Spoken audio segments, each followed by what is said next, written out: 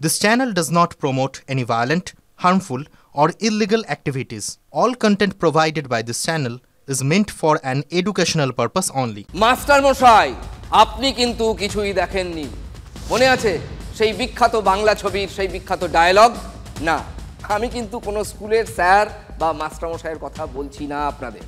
Sir মানে হচ্ছে special intensive revision, সংক্ষেপে SIR, ভোটার তালিকার বিশেষ নিবিড় সমীক্ষা।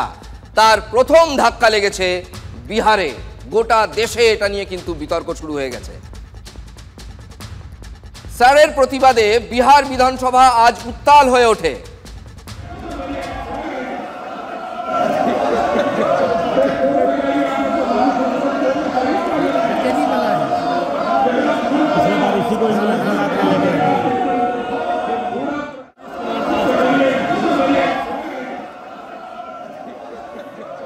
দেখছেন বিহার বিধানসভার বিক্ষোভের ছবি। বিরোধী দলনেতা মানে বিহারের বিরোধী দলনেতা লালু পুত্র তেজস্বী যাদব তিনি স্যার নিয়ে বিশেষ বিতর্কের দাবি জানান। মানে কাটাছেঁড়া করতে হবে বিধানসভার ভেতরে। সেই দাবিতে পাত্তা দেওয়া হয়নি, তাই বিরোধীরা টেবিল উল্টে দেয়, এইরকমই অভিযোগ। তাতে একজন মার্শাল আহতও হয়েছেন। भारत कोई धर्मशाला नहीं है, वही वोट देगा जो भारत का नागरिक है और अपने क्षेत्र में रहता है। तो ये देखने का काम वो कर रहे हैं। इसको लेकर विपक्ष परेशान क्यों है, हमें समझ में नहीं आ रहा है। স্যারের বিরুদ্ধে সংসদেও আজকে বিক্ষোভ দেখিয়েছেন বিরোধীরা। বিক্ষোভ হয়েছে সংসদের বাইরেও। দেখাবো আপনাদের সেই ছবি, দেখুন।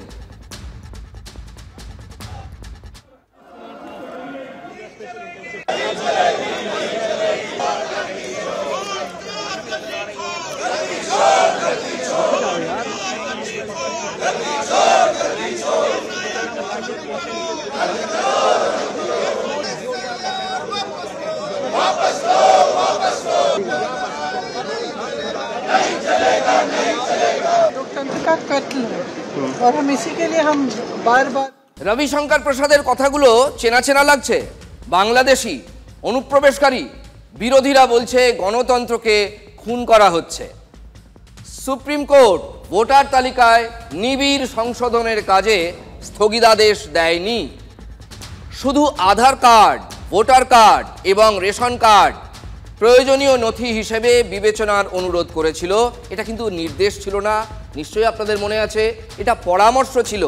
সুপ্রিম কোর্ট জানিয়েছিল নির্বাচন কমিশনই চূড়ান্ত সিদ্ধান্ত নেবে।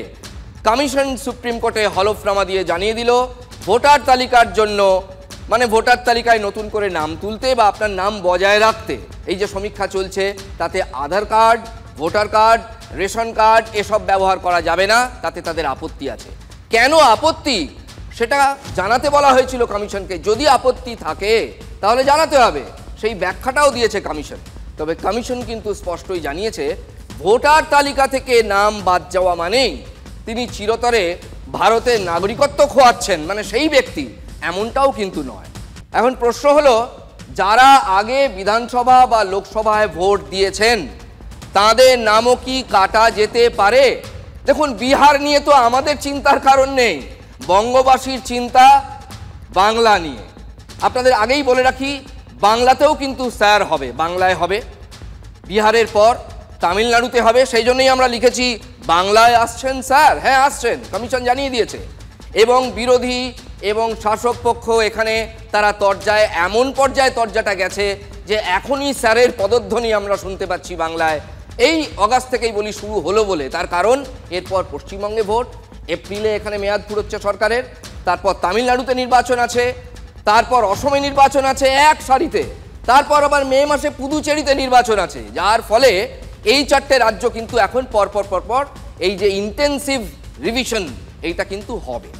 গোটা জায়গায়, গোটা দেশেই এটা হবে। এবার আপনি জেনে নিন যে নাম কাটা যেতে পারে কিনা। সেটা কি করে বোঝাবো আপনাদের?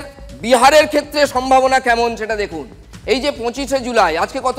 আজকে হচ্ছে 22শে জুলাই। এই যে 25শে জুলাই আর 2-3 দিন আমাদের হাতে আছে, মানে বিহারবাসীর হাতে আছে। বুথ লেভেল অফিসার BLO তাদের কাছে হয় সশরীরে হাজির হতে হবে কিংবা অনলাইনে সেই ফর্ম জমা দিতে হবে, যেটাকে বলা হচ্ছে ইনিউমারেশন ফর্ম।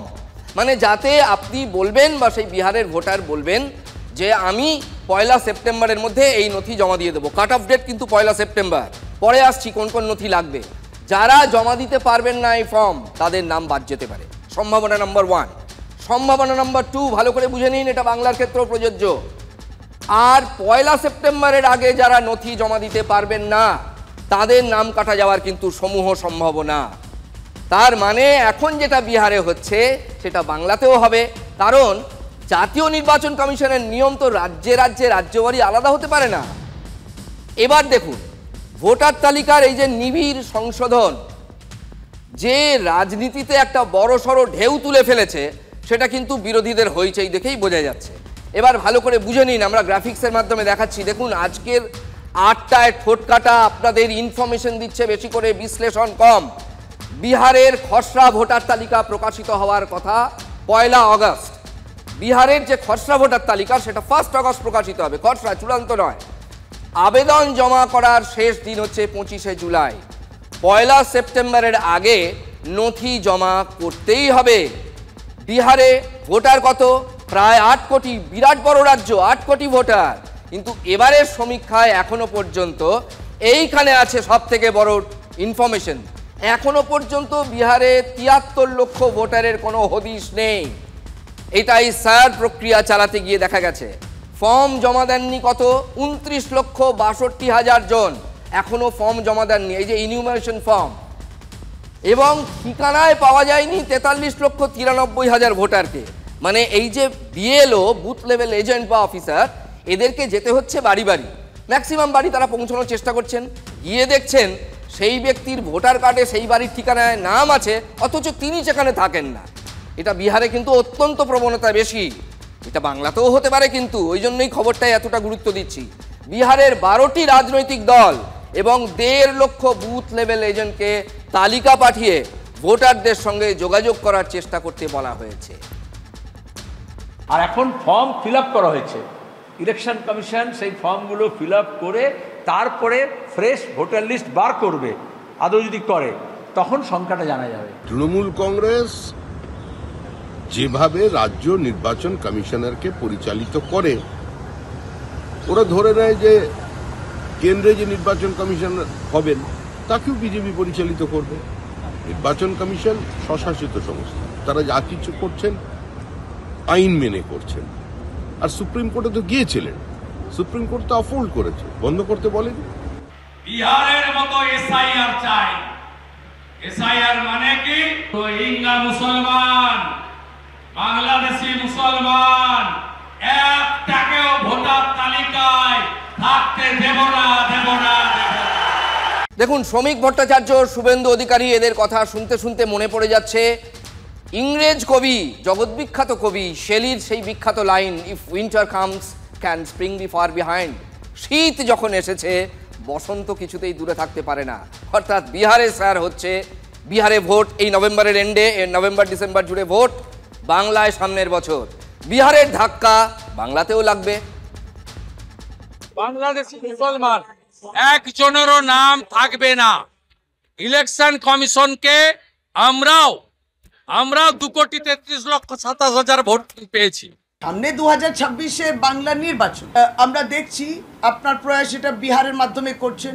সেটা হচ্ছে ইলেকটোরাল রোল রিভিশনের নামে, এসআইআর এর নামেতে আপনারা আসলে প্রকৃত যারা ভোটার তাদের ভোট করার অধিকারটা কেড়ে নেওয়া, এই চেষ্টাটা আমরা দেখছি। ভয় পাচ্ছে রোহিঙ্গা মুসলমান, বাংলাদেশি মুসলমান পশ্চিমবঙ্গ থেকে বাদ গেলে মমতার জেতার কোনো চান্স নেই।